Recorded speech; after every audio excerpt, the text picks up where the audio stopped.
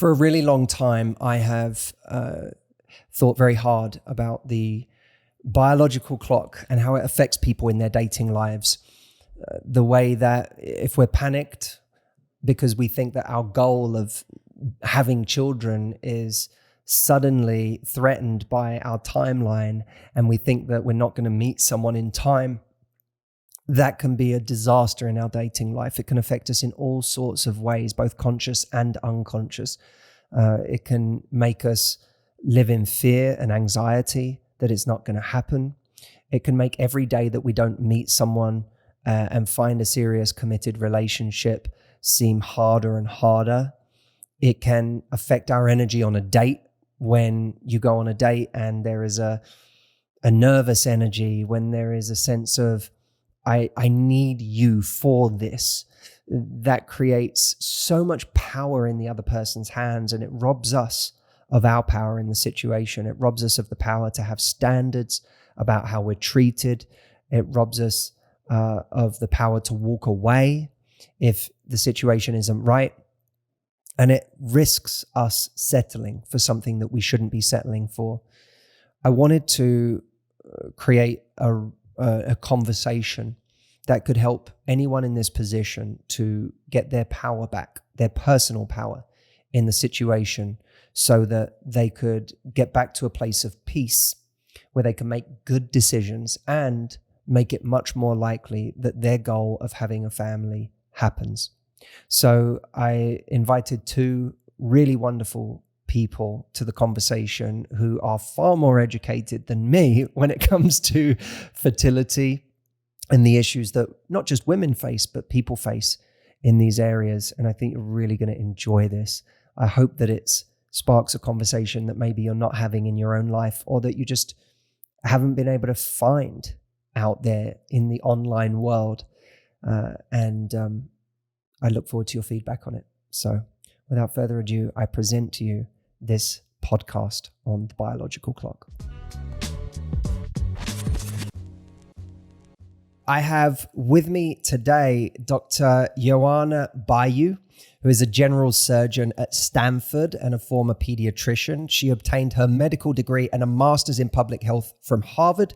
Her professional interests are in women's health, healthcare administration, and she uses writing as a tool for advocacy. She also wrote an article called Freezing the Future about her own journey with egg freezing, and I'm really excited to talk more about that. Alongside her, we have Dr. Serena Chen. Dr. Chen is a director for the Division of Reproductive Medicine at Cooperman-Barnabas Medical Center in Livingston, New Jersey, and the Institute for Reproductive Medicine and Science, with several locations throughout New Jersey and New York. She graduated from Brown University and Duke University School of Medicine, trained in gynecology, obstetrics, reproductive endocrinology, and infertility at the Johns Hopkins Hospital. She is a clinical associate professor at Rutgers, New Jersey Medical School in Newark, and Rutgers Robert Wood Johnson Medical School in New Brunswick, New Jersey. That is all a mouthful. But so happy to have the two of you here.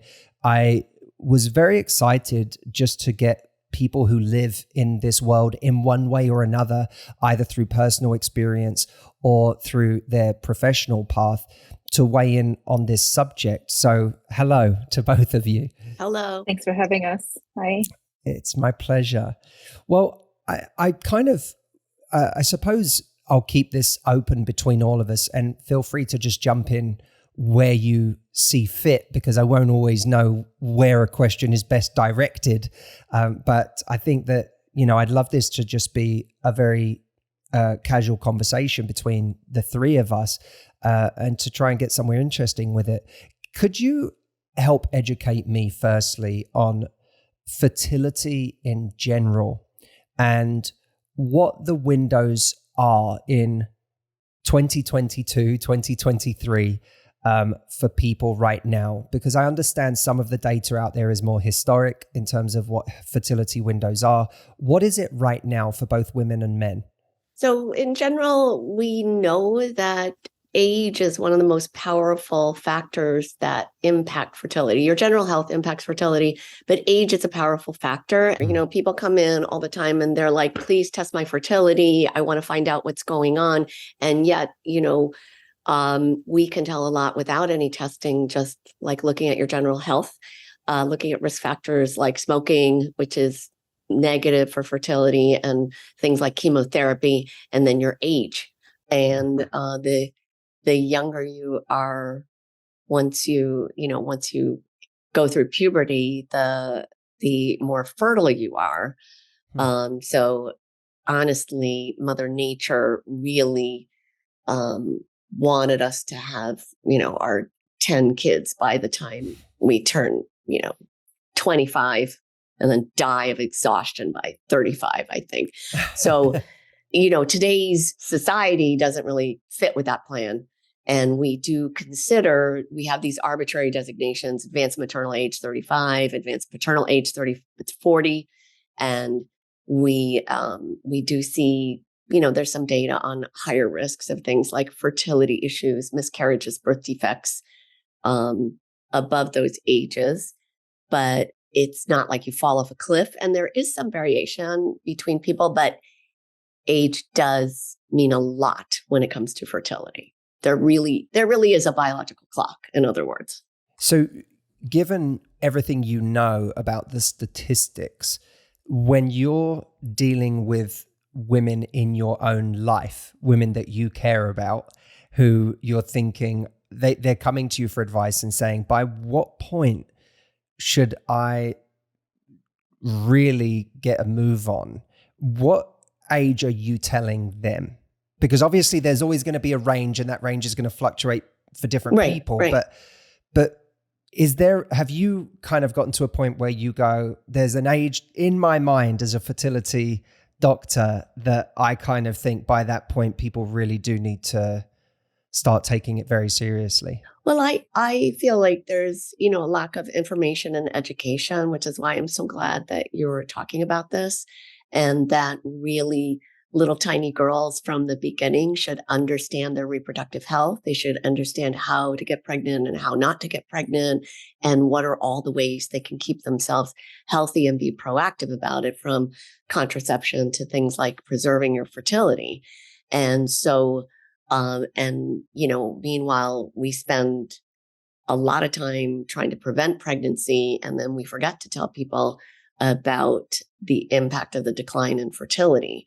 So I feel like everybody should know about it from a very young age.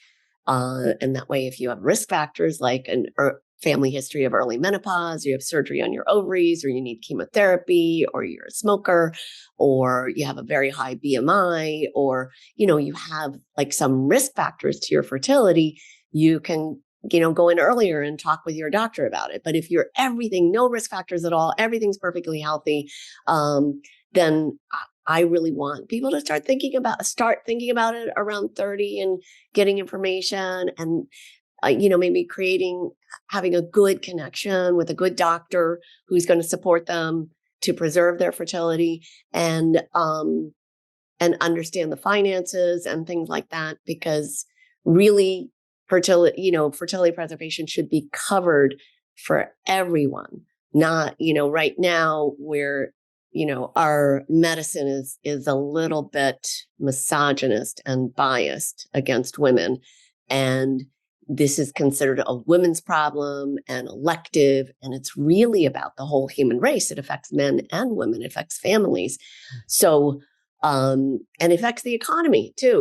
We have high rates of infertility and a declining birth rate. That's an impact on the economy. So it's really very much a global issue, but not everybody should freeze their eggs. Like, I really feel like everybody should have access to egg freezing, and everybody should get information about egg freezing, and it should be covered if you want it, but you should be able to make that decision for yourself. So I don't feel like anybody should feel pressured to do it, but I want everybody, by the time you're 30, if you haven't had kids and you want to have a family, or you think you might, because things change throughout life, you should have that. You should be thinking about that option and understanding it.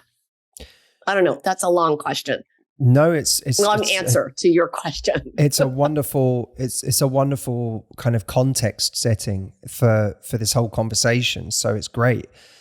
Dr. Baiu, you went on that path yourself of egg freezing. What was the age that you began thinking about that as an option for you, and what made you go for it at the time that you decided to go for it? What was the deciding factor that kind of pushed you into that camp from continuing to wait? That's a great question. I'm originally from Europe, and I feel like priorities are a little bit different. So I never imagined that I would consider this as a possibility. I've thought about having a family, and when I was in my 20s, I'd heard of people doing this. When I was a pediatrician, we would have, like Dr. Chen said, you'd have patients who are diagnosed with cancer at a very young age. So you start talking about fertility preservation with them, but that just somehow feels like a very separate type of situation. So I always imagined that I would just have a family and not ever have to think about this or consider it. So I think once I turned 30 is really when it started hitting me that, there's a little bit more time pressure. And of course, like we discussed, and I think unfortunately in 2022, this is still a major problem. It's financially prohibitive for a lot of people. And so it's one thing to say, sure, I'll take this leap of faith and go through the process. And I know it's going to be, emotionally and physically draining to go through it. And you're really pushing your body to an extreme in some ways, but it's also, you have to then consider the financial aspect of it. So it's not just wanting to do it, it's can you actually afford to do it? And I understand anywhere between $6,000 and $10,000 for the full. It varies it's usually a tremendous amount. Yes. Yeah. I think the one thing that I didn't realize is, and I think this is why it's important to talk about these kinds of things and be open, is that depending on the age at which you do it and how healthy you are, how, where your kind of shape your body is in, we often need more than one round. And so we often will talk about, it's $10,000, $15,000, $20,000 per round. But the majority of women end up needing more than one round. So it really just adds up each time. And the fact that that's not an elective, or the fact that that's considered an elective and not covered, makes it an unbelievable financial commitment for most people. Yes. It is. And it really should be covered, but that's kind of a radical idea. Like the idea that you brought up, Matthew, of every woman should think about it. I think is something that women physicians or physicians in women's health, specifically in fertility medicine, we believe that, but that is not an idea that's widely accepted, at all. And, I just wanted to mention that Dr. Baiu is actually, she looks perfectly healthy and beautiful, but she is she's very high risk for infertility, because she's a physician. So, it's just ironic that we're in this field that puts us at risk, at significant risk. Could you explain that to me?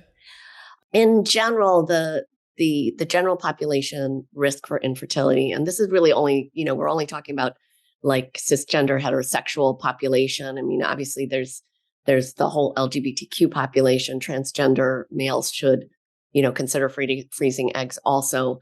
But in the physician population, the numbers seem to be at least double of having trouble having babies. So 1 in 4 women physicians. And if you look at the surgery population, Dr. Baiu is specifically a general surgeon, that may be as high as 1 in 3. We don't understand it very well, but probably the lifestyle, the training, a lot of it is age, the delay in childbearing. But we are seeing this in a lot of different surveys of physicians. I really think we are putting our future physicians at risk, and yet we're not supporting them by, providing coverage is something that I'm working on at Rutgers, and it sounds like Dr. Baiu is also working on at her institution, that hopefully those are things that we can change. And that's not just a product of them having kids later than others because of their schedules and because of the years of training and so on. You're saying it's also related to stress factors in that profession and just the general wear and tear lifestyle of the hours, the That's scheduling. what we think. We don't know for sure. There's so much in women's medicine and reproductive medicine that we do not understand well, because there's a bias in terms of research dollars and just the way research is carried out, that, most studies are done in men. And, so we don't have a lot of really strong data, but yes, that's what we think. We, not just fertility issues, but, we do see, especially the surgical specialties, have much higher pregnancy complications. I think, Matt, regardless of, if you're a physician, a surgeon, whatever profession you may be, I think we can all say in 2022, at least in America or Western Europe, I always say the social biology is out of sync with human biology. So people just don't have children when they're 18, 19, 20 right away. The majority, the age at which people have children is getting further and further delayed. And it doesn't matter, again, what your career is or what your career priorities are. In general, we are delaying this more and more. And so automatically your risk of infertility is going to increase. I'll say that there is a study that was published a couple of years ago looking at surgeons. And again, like Dr. Chen said, just the thought that maybe the work hours, the stress may impact things. And so it's hard to know, is it being a surgeon, or is just any high stress career going to impact you? And anecdotally, I've done 2 cycles of cryopreservation, and I have friends who've, again, done multiple cycles. And in all the cases that I've spoken with, whenever one of us has done it while we're on a very kind of difficult work-life balance situation, when you're working 24 hours in a row and then you're just, working 100 hours a week, the risk of success was significantly lower than when you are able to take time off and focus on yourself, and you'll be a little bit more relaxed and really kind of be in the best possible condition you can, and where you can actually have a higher yield. So deciding when you're going to do this matters, I think, because it's not, you can't just randomly pick a date. It really is worth thinking and planning it so that you can have the highest yield you can. I get different stories from different people, some of whom say it's extraordinarily difficult on the body, and others who said it was fine, and it was, a fairly fast process. Could you talk us a little bit through just the procedure in general, so that any woman out there who is listening to this has an accurate idea of what they actually will have to go through as a process if they're considering egg freezing? So I'm happy to talk about it as a patient, and maybe Dr. Chen can give her professional opinion. But I think, I'll start saying that I am a surgeon. I'm used to working with my hands. I'm used to working with syringes. The day I got home and then just spilled everything on my dining table, and there were just these hundreds of syringes and all these bottles that you had to mix micrograms of medications, and you had to be very careful what goes in the fridge, what you give when and what time, like every single hour mattered. It was overwhelming. And I think that's just something that if it's going to be overwhelming, or it can be overwhelming, then it's a little bit easier to just kind of prepare yourself for it. Everybody's a little bit different, and there are a lot of different regimens. I think part of the reason why many women end up doing more than one cycle is that the first cycle, often you'll try a kind of formula of a variety of hormones and see how your body reacts. And then based on that experience, your physician will then decide on the second cycle how to tweak things around, what to change, what worked when. And so you can have a more successful second cycle. I know everybody's a little bit different, and some people will have more side effects than others. I think the first time I went through it, it was fairly minimal. I just felt bloated, but didn't really have any emotional ability or anything else that was significant. And really the hardest part was the recovery after the retrieval of the eggs, which I didn't expect. I thought once I'm done with the shots, kind of celebrated, this is over, the procedure is done. And then it was really the week after the retrieval that was very difficult. And particularly the second time around, when I did it, we essentially just tried to have an even higher yield. And so pushed things even, closer towards the limit, towards the extreme, so to say. And I had some complications afterwards. It's very rare to get ovarian hyperstimulation syndrome. It's essentially when you're just stimulating the ovary so much that you can have some hormone imbalances. And I felt pretty ill after the retrieval. And so it took me a couple of weeks to recover and really feel like I'm back to normal. And that's something that I didn't expect. I thought the actual giving myself the injections was going to be the toughest part, but it turned out to be the recovery afterwards, where I had a belly full of ascites and felt just really heavy and, very fatigued. It's hard to breathe, so on and so forth. And it's a rare complication, but it's certainly something that you have to think of. How long does that one round of the procedure take in total? So it took me about 10 days. And it depends a little bit on your health and your physiology and what you decide with your physician. I thought what was extremely interesting and helpful was that you can control and manipulate things to the hour. And so I was happened to be a trainee at that time. I was a surgery resident. So I had, very narrow breaks and times when I would say I could come between this hour and that hour. And so we were able to schedule everything around a very tight schedule. And so you had to give yourself the medications at certain times, like the day before the retrieval. You wake up at 3 a.m. because it had to be exactly so many hours before the procedure. But the whole thing takes about 10 days. And then the recovery, took how long after that? The first time around, it was just 3-4 days. The second time around was a couple of weeks. So you're now, you've done your second round. You've been through this process twice, correct? Mm-hmm. Yes. Having been through it twice, has your view on whether it's worth doing changed at all? Do you still feel like ultimately it's entirely worth it because of the option that it's given you? Or has the calculation changed now that you've been through it? No, I think it takes the pressure from making that decision.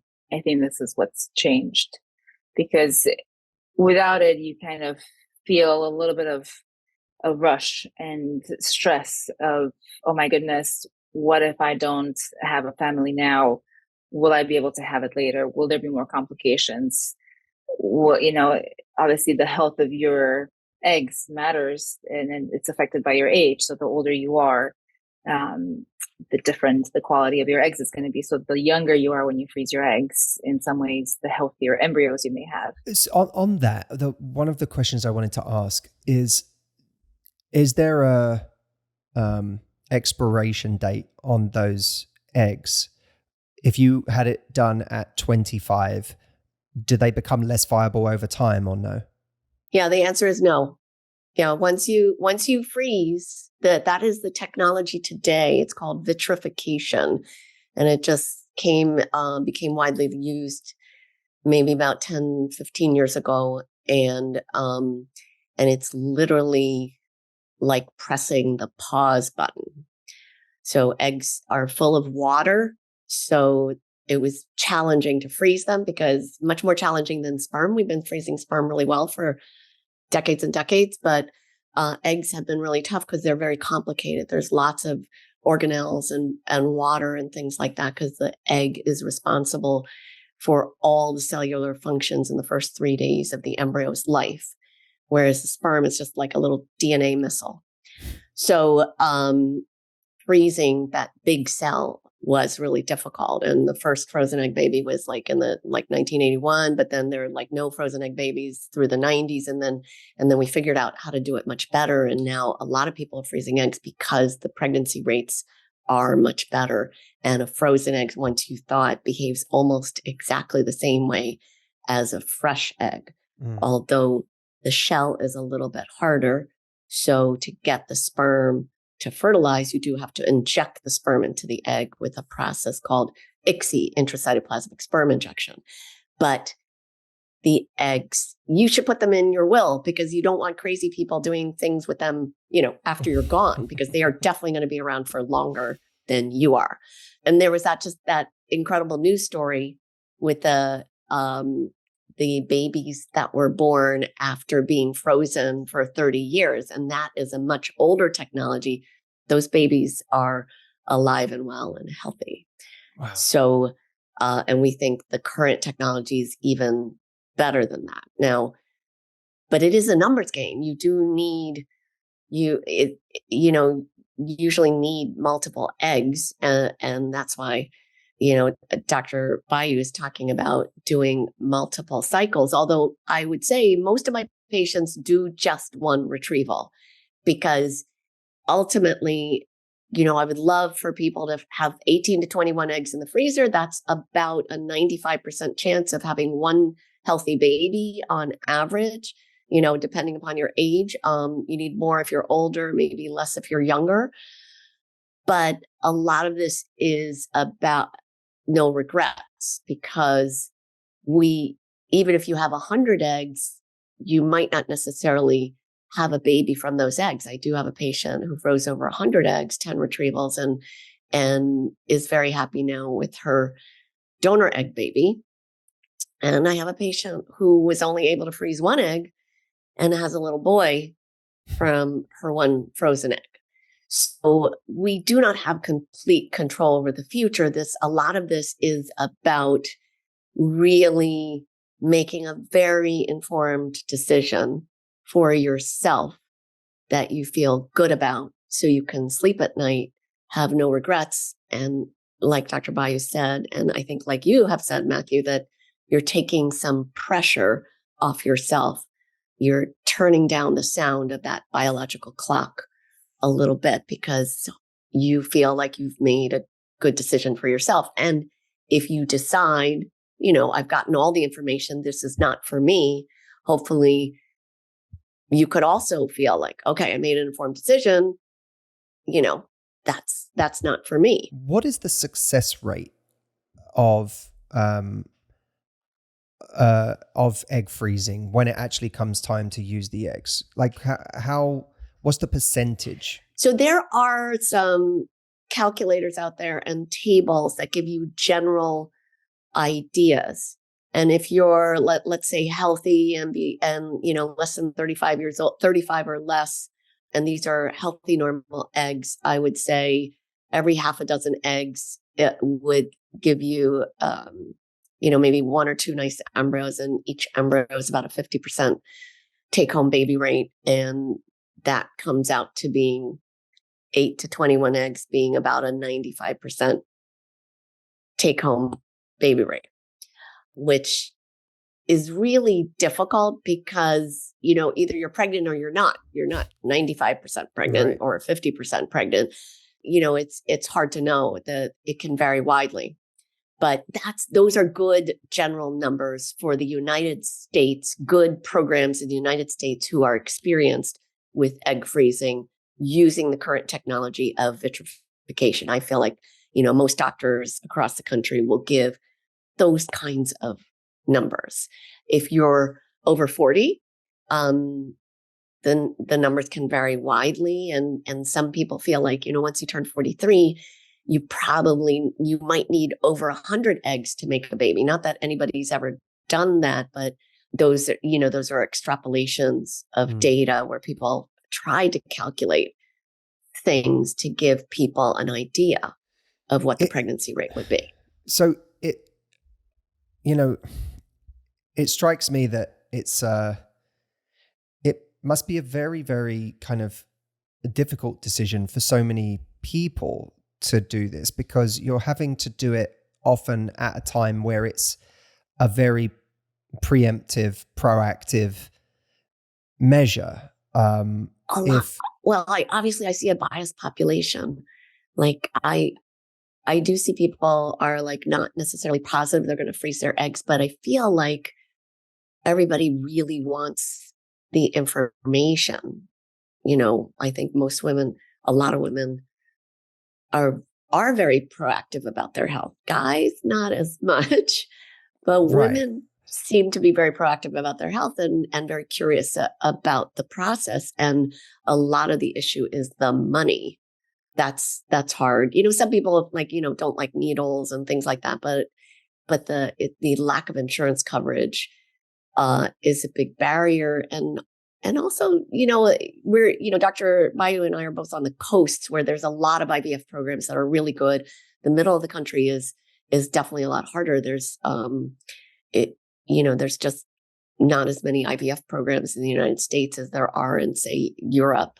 Because I know we had a one of our podcast listeners who wrote in, I think she was 42, and she decided at that age to do IVF, and it was successful. And she sent in a picture of her wonderful. And her baby, which was lovely.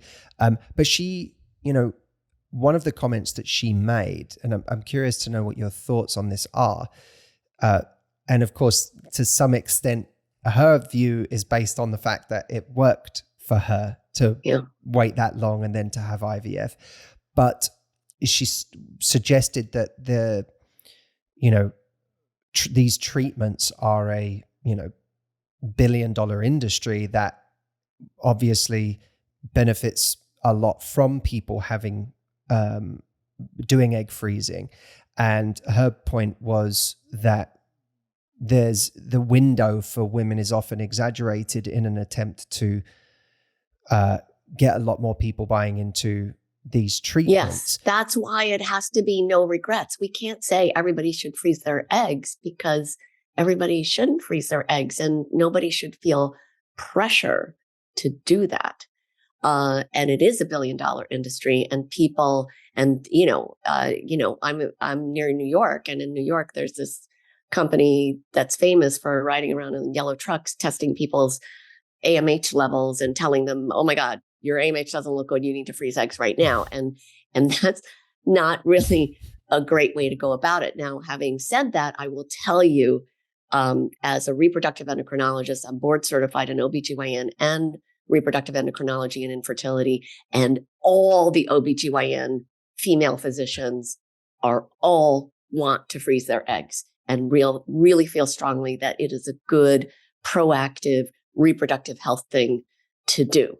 And we, for our residents, we try to just get it covered and find free drugs for them and things like that, because we feel like we want them all to freeze their eggs if that's something they want. So you see experts who are, taking care of patients and living this every day and really seeing the power of this technology. We really believe in our own technology. So yes, there is a billion-dollar industry, and I don't think people should be pressured and fear-mongering is not good, because, like, by the way, AMH, everybody thinks AMH predicts fertility, and it doesn't. Just because your AMH is low might mean you would have a low response to fertility drugs, but it does not mean you are going to be infertile. And honestly, we're not very good at predicting that. So I think people it has to be a very personal decision, and you have to have a conversation and get a real evaluation with a board certified reproductive endocrinologist who has experience freezing eggs. And you should never feel pressure. If you feel pressure to freeze your eggs, you need to find a second opinion. Like, no one should feel that kind of pressure. You're getting me worked up, Matthew. No, I mean, I'm happy. I'm happy we're doing this. I don't mind worked up. I've been doing what I do for 15 years now, and it's been a subject that it's felt important to me for a very long time. As a man in my 20s, I didn't feel too confident in wading in on the subject. But the truth is, for a long time, I was dealing with women where the elephant in the room Right. was Yeah. that they were on dates trying to find an amazing partner at the same time as trying to make this life goal a reality for So themselves of difficult. having a family. And that's like Yeah. two really difficult things that you're trying to do together. It's hard enough just to find someone who you would want to spend your life with without the pressure added of being on a certain timeline. And these women, in knowing that there's this thing that they want so badly, what was really sad to me for a long time was I saw them behaving as if they had no leverage. Mm-hmm. And like there was something that in their minds they had to have this other person for. And therefore it was almost as though every date, subconsciously or just in a way that they never vocalized, they felt like they were coming to the negotiating table from a place of no power. Mm. And that was for me what started me feeling like, even if I'm coming to this from a biologically ignorant place, I know the pain that I'm seeing day in, day out in people, and I can see the bad decisions that they're making because they're acting out of fear, not out of a place of certainty and a feeling of control and confidence. And so to kind of put this conversation in a slightly different gear, I want to present to you my kind of crusade, and then for you to tell me,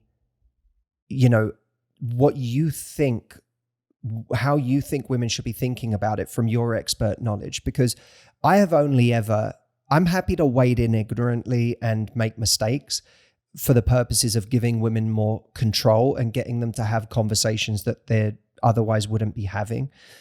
And I'm a bit of a control freak myself. So if I was a woman, I know my nature would be to try to control the situation as much as I possibly could.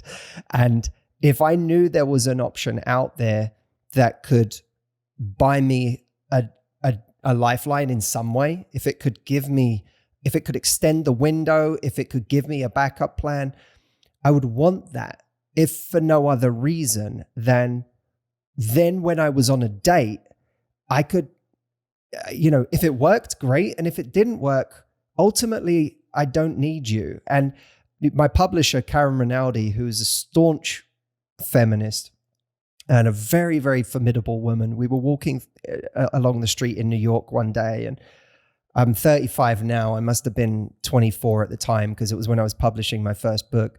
And I said to her, what do you say to women who, are at risk of making really bad decisions about who they end up with because they're in a rush? And it's also, not to mention, it's just changing their energy around a person, and it's making them accept less than they deserve. They're lowering their standards. They're accepting bad behavior, all because they want this goal to happen. And her view was, if you know this is a life goal of yours and that it is something you really, really want to do, why would you rely on a man for that? Why would you give a man power in that situation? And this was someone who ended up having her own children, but with a partner, but she was more than ready to do it on her own if that didn't happen.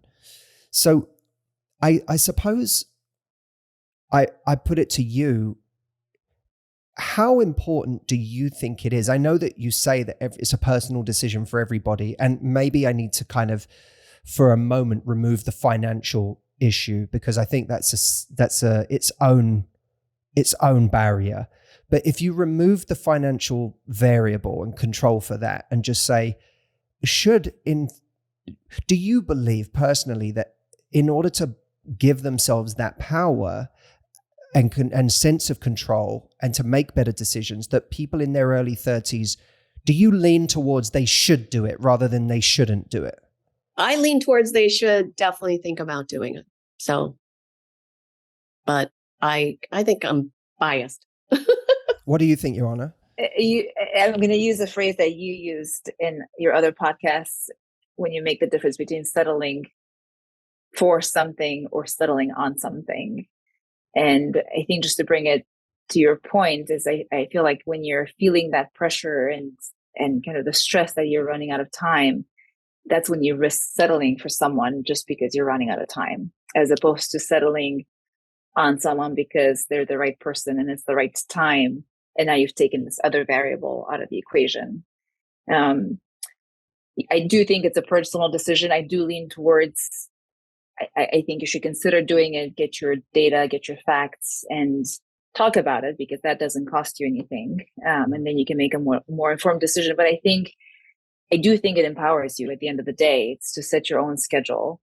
It empowers you to take control of your body, to make your own decisions, and to just control your own biology to a certain extent. And it's not that there's, first of all, there's no guarantee, as Dr. Chen said, but also just the fact that you've done it doesn't mean that you are now obligated to have children with someone or on your own. I mean, the only downside, and not to bring it back to the finances, but the only downside is that once you've done it, you do have to pay every year for those eggs to be frozen. It's not and like how once much you've is done that, it, it's a done. roughly?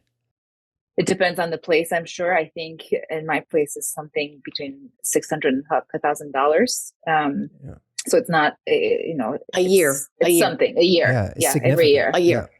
Yeah. So it's something that you just, at some point, if you've decided, okay, I'm definitely not going to do this, then you can stop paying for it, presumably. But you always have that option open as long as you're willing to do it. So I do think it empowers you to make a decision later, and it just in some ways kicks the ball down the court, and you make the decision at a later time if you choose to. Ioana, and then the other thing that please. No, I was going to say just one other thing, because I have had friends who've done this. There is a difference between freezing your eggs and freezing embryos. And I think that that's something that it's worth thinking about as we discuss, relationships and or marriages and people who decide to have children. I do have friends who've frozen embryos and then ended up breaking up with that person, and they never actually had eggs frozen. I hadn't thought of that. Yeah, we have to talk about that, because there's a little bit of a patriarchal attitude in our field with many programs, or maybe just an archaic attitude that looking at old data, that it's better. No, it's patriarchal. It's really patriarchal, saying it's better to freeze embryos. We have more data on frozen embryos because it's been around for longer. And, but, for long-term future storage, if you are not ready to have a baby right now, you really shouldn't be freezing embryos, honestly. I do have people embryo banking where they have one baby and they want to have 2 or 3 babies, and they're already like 38 and they're doing IVF anyway. So they want to store some embryos. I think that's perfectly reasonable. But for somebody who's really not ready to have a family yet, to do embryo preservation as fertility preservation really does not make sense. And Dr. Baiu is absolutely right. We've seen some really terrible cases where people are stuck with these embryos. Once we put the sperm in there, we can't take it apart. Mm. And to tell somebody, oh, the pregnancy rate's a little bit better with frozen embryos, that's a little bit of a myth. If you're at a good program that's doing a good job of freezing eggs, it's not better. It's really almost exactly the same. People do that because they're already in a relationship, but neither one of them is ready to have children, and it therefore is preserving a child that you can have with this person. Is that correct? Right, those are the circumstances under which you would do it? No, I've even seen people like saying yes, and with this idea that somehow medically freezing embryos is better, but it's not. It's potentially a huge disaster. I mean, we have like over a 50% divorce rate in this country. Yeah. So you're like flipping the coin. Like, am I going to be able to use these embryos or not? It's always better to freeze eggs. And by the way, now that Roe v. Wade has been overturned, the frozen embryos take on even more of a risky proposition. We do not know what is going to happen with all of this legislation in the wake of Roe v. Wade. And people are proposing some really crazy things. And it's much better to have frozen eggs than to be dealing with frozen embryos in long-term storage. So if you, I wouldn't be purposely making embryos that you are not ready to use. But if you break up with that person, that embryo, can it be legally used? Yeah, it could be legally used if both parties agree, but it would it need sign off from both parties? There are some horrible court cases where people are fighting and fighting and fighting, and the lawyers are getting, the lawyers are benefiting, but nobody else is. But does it need sign off by both parties? It can't, in other words. It does, but people change their minds. I have a case, we have a case in New Jersey where this woman had cancer and froze embryos with her fiance, and they drew up legal documents that said in the case of divorce, she would be able to use these embryos to conceive. And, they broke up. She survived her cancer. She got ready to use her embryos. He changed his mind. They had a legal agreement. He changed his mind. And he could easily have won, because there are, depending upon the judge and the situation, most cases rule that you cannot force somebody to procreate against their will. But this judge said that this was her last chance to have genetic children. And I think ultimately she won the lawsuit, but it was a lot of pain and suffering. This is perhaps down the rabbit hole a little bit, but I'm finding this a little bit, this is kind of fascinating, because I'd never even considered that eventuality. Oh, Matthew, there's so many rabbit holes in reproductive medicine. Right. We could talk. I'm just quickly learning that. So in that sense, does he still have, if she's choosing to go ahead and he's saying, I don't want this, does he, in the same way of normal pregnancy, does he have an obligation there? Or I think the judgment was he did not have to pay child support, but if she has a child, he's got progeny out there. Wow, how fascinating.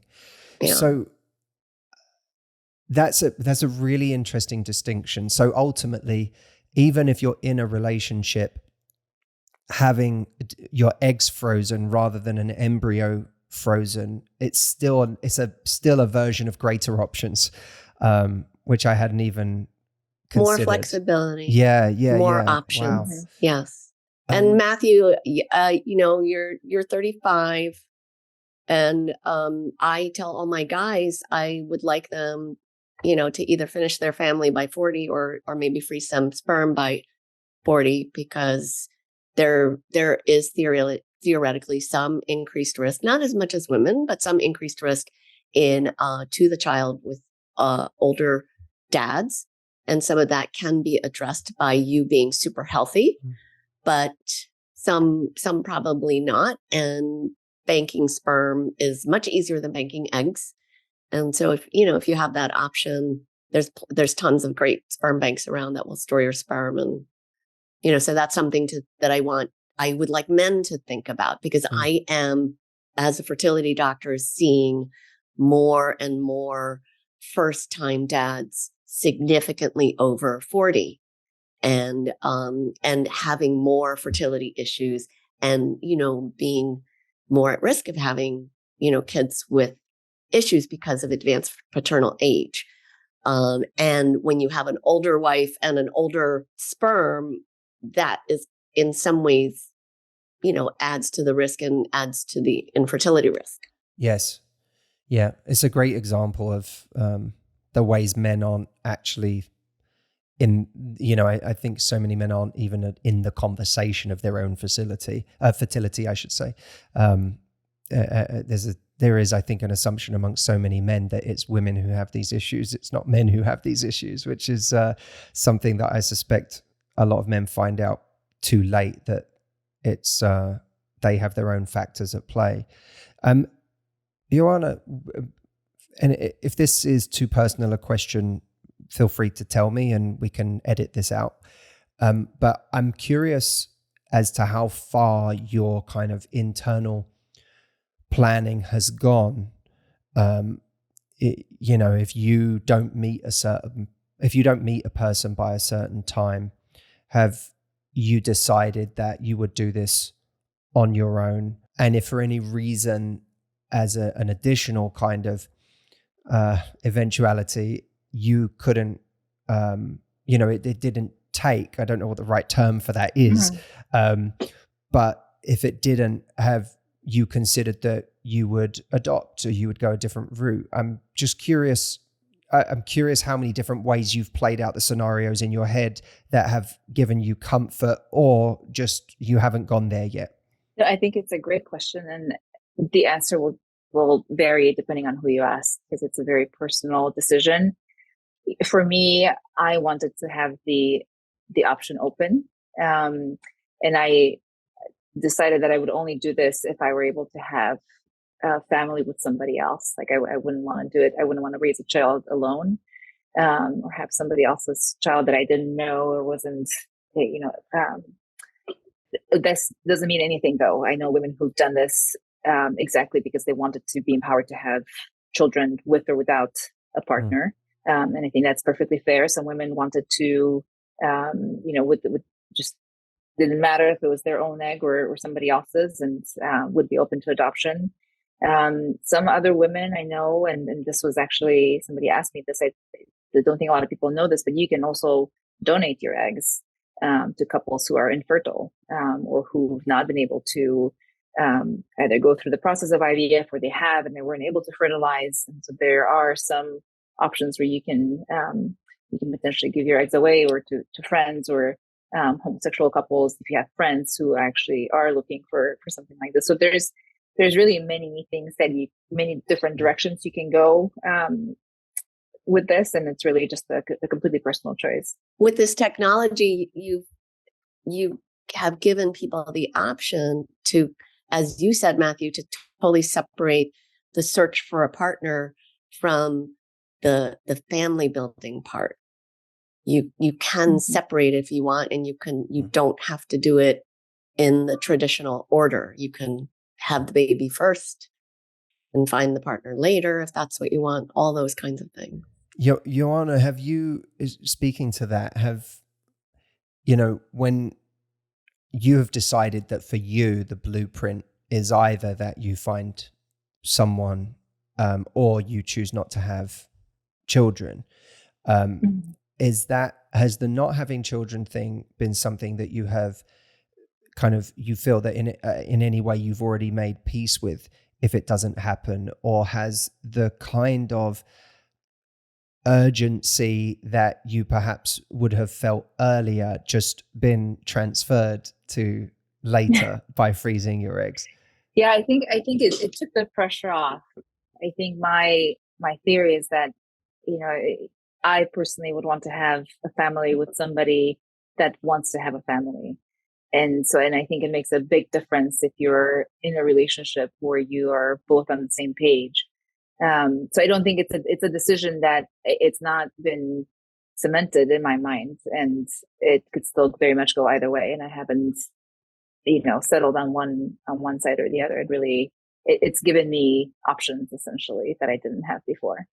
Yeah. Now we don't want people, like, we want to take pressure off people, but we don't want them to delay too long, because as you get older, it does become harder to carry a baby, and you do have higher risks in pregnancy, like diabetes, high blood pressure, things like that as you get older, which can be somewhat addressed by a very healthy lifestyle. But,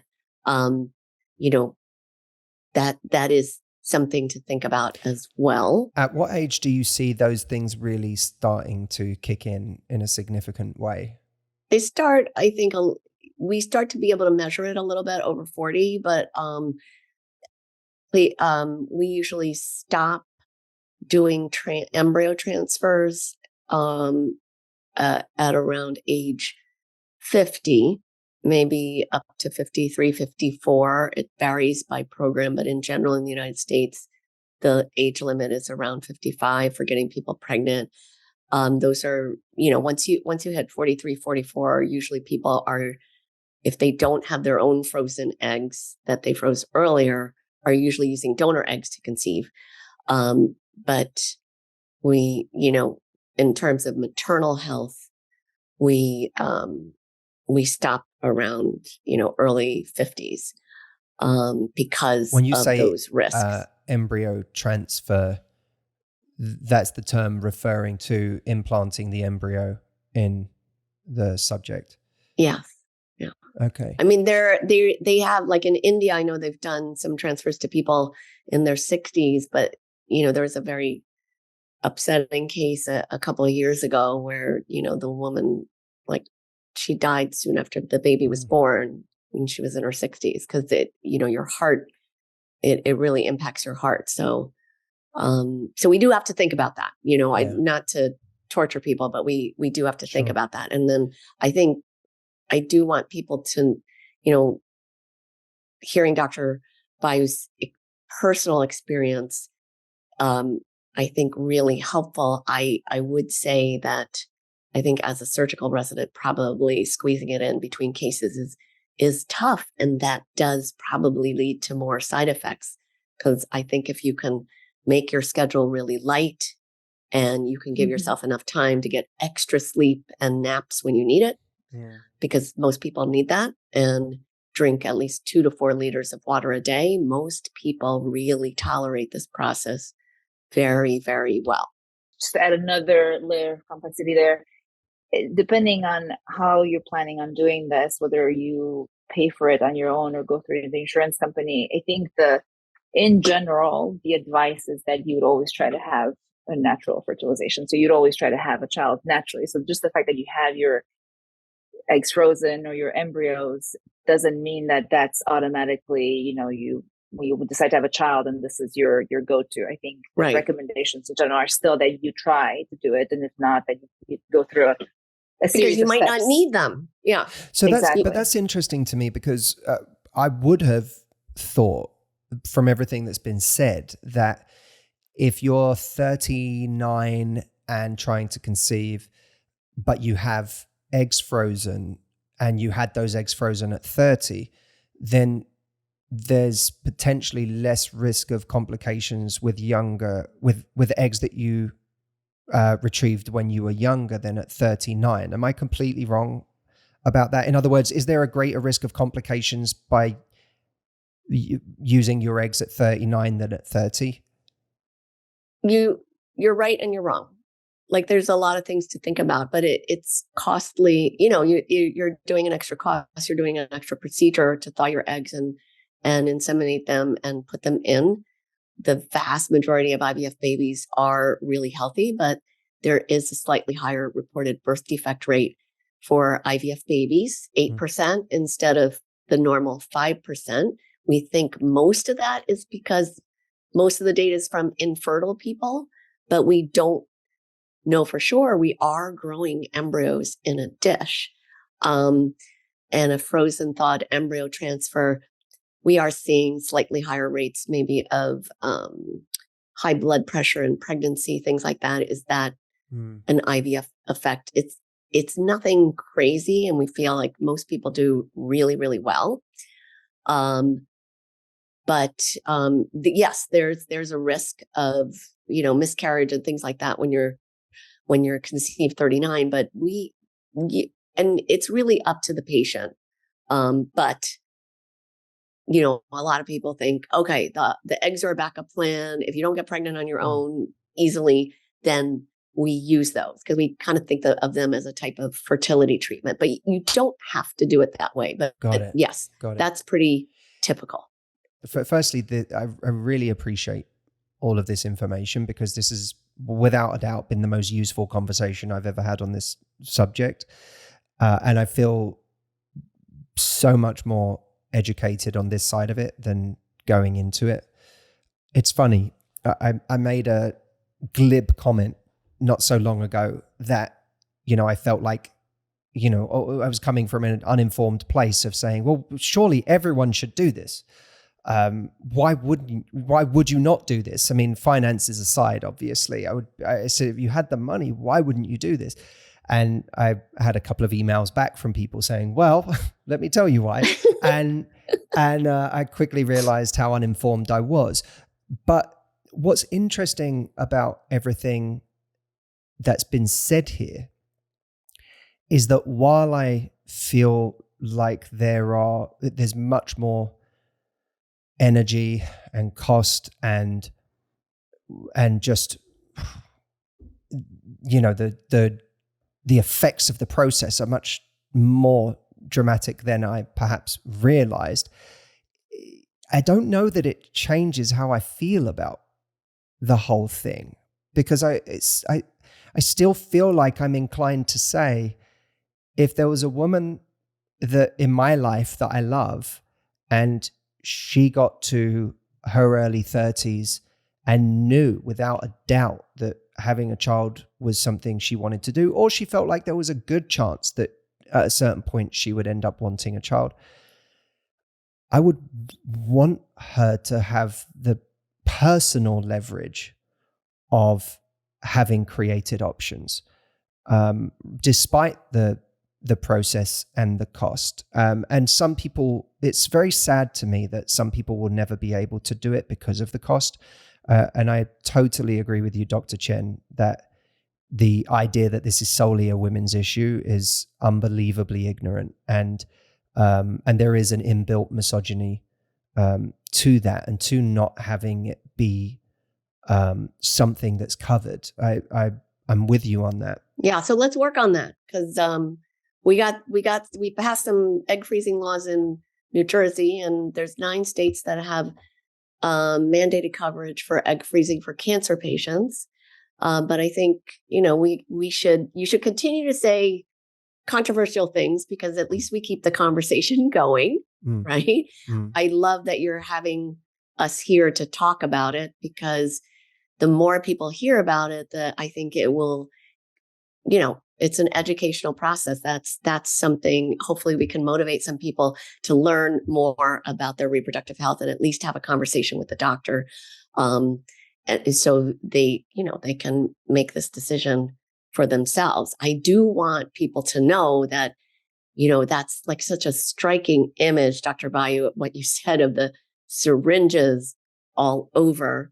It does seem really scary, but it is all relative. We're talking about having a baby. Having a baby is much, much more physically demanding and riskier medically than, doing egg freezing. There are risks to everything, but, for a healthy woman, egg freezing is really relatively low risk. I'll say one other thing, Matt, and this is again just from anecdotal and experience, and just having friends who've done this. The pressure can be tremendous from a partner. I mean, I have friends who've gone through the process because they felt pressure from their partner, and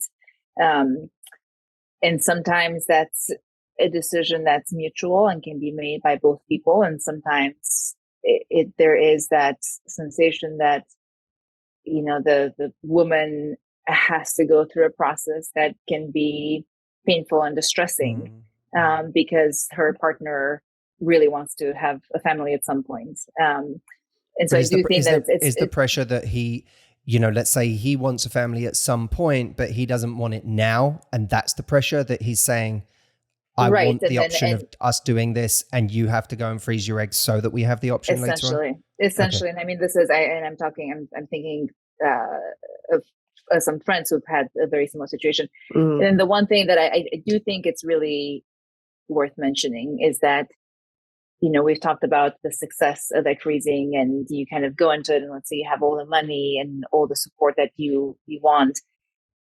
Sometimes it is luck, and you can be healthy and young, and you might not get the yield that you're hoping, or might not get any yield. And I know women who've taken this very personally and just felt like this was a personal failure, that they weren't able to freeze their eggs despite going through the motions, going through the efforts, choosing a great fertility doctor, paying the money, doing all of it and then just not being able to do it. And so all of a sudden they're faced with this reality that's pretty tough to take in when you weren't expecting. You're thinking that you're doing this because you want to be proactive and you want to save an option. And all of a sudden you realize you can't do that. And so it can be emotionally hard on some people, and it's just something that it's worth thinking about.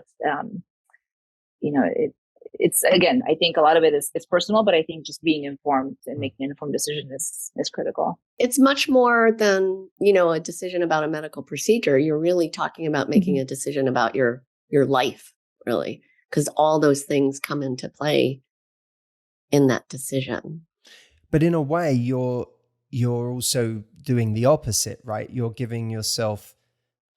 just keeping doors open in life. Yep. To not do it is also a decision about, it's a potential decision about the future. And I have to assume that if someone's yield wasn't what they thought it was, that is a reflection of their fertility anyway, correct? Mm-hmm.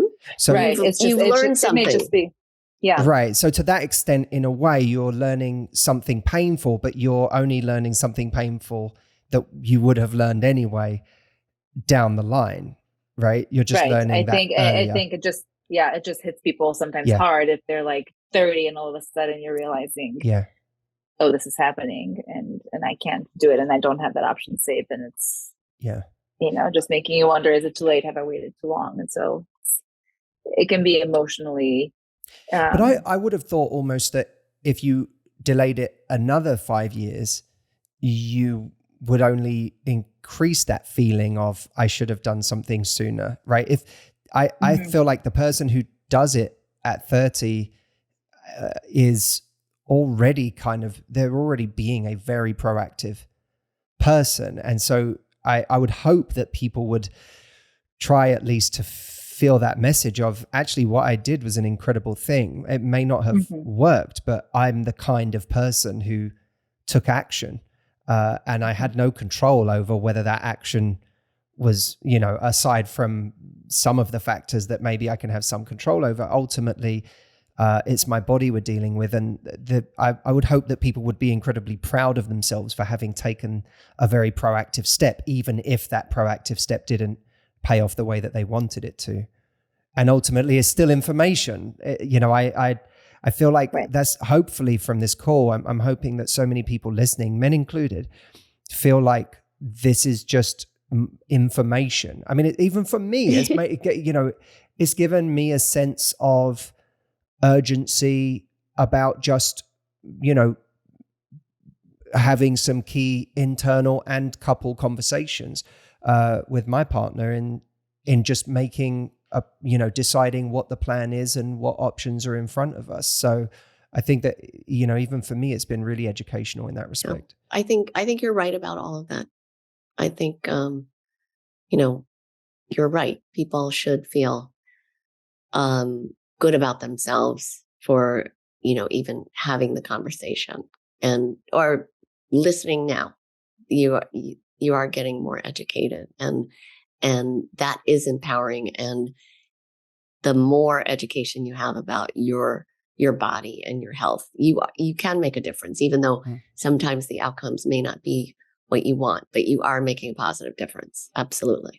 And even feeling that fear, because these conversations are kind of scary, but even feeling that fear of, because you're treading in deep water all of a sudden, thinking about all of these things, I feel like even the fear is a reflection of progress, because it means you're having the difficult conversations. You're no longer putting them off. And if the sooner you're having difficult conversations within yourself, the sooner you're bringing about the peace from having resolved them one way or another, whatever the outcome. And what you mentioned about feeling proud that you're doing something, I feel like once you embark on the train and you decide you're going to do this and you follow the steps, there are things that are outside of your control. And so you just have to remind yourself that you've literally done everything you possibly could. Yes. You literally have done your best. You've pushed your body as hard as it possibly could get pushed.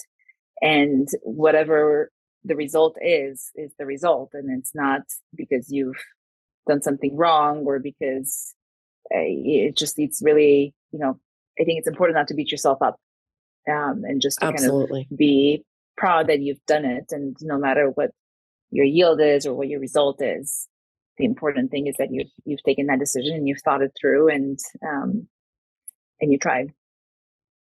I agree. I thank you so much to both of you for joining me today. It's been lovely talking to you both, and you have such a lovely way of sharing the information that I just feel really grateful. We could have, there were any number of people that we could have had join us on this subject, and I'm really, really glad it was the two of you.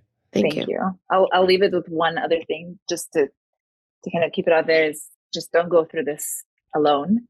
I do think it makes a tremendous difference to have friends or family know that you're going through this, because it is hard.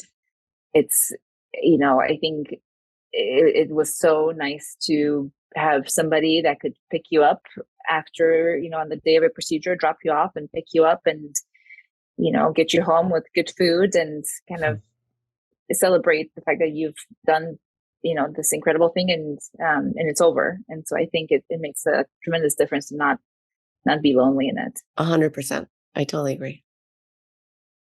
Lovely.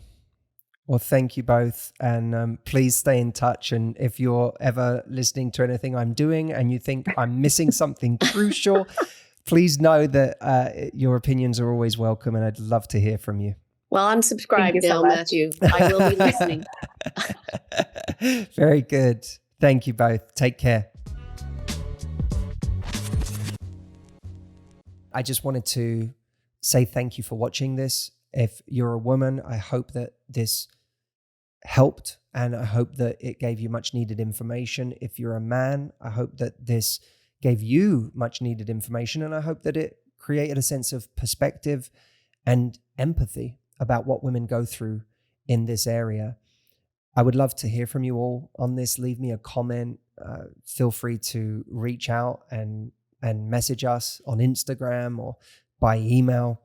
But just let us know what this meant to you, because I want to continue having these kinds of conversations. I think they really matter, and I think they're going to make a big difference to a lot of people's lives. So thank you for watching, and I'll see you in the comments.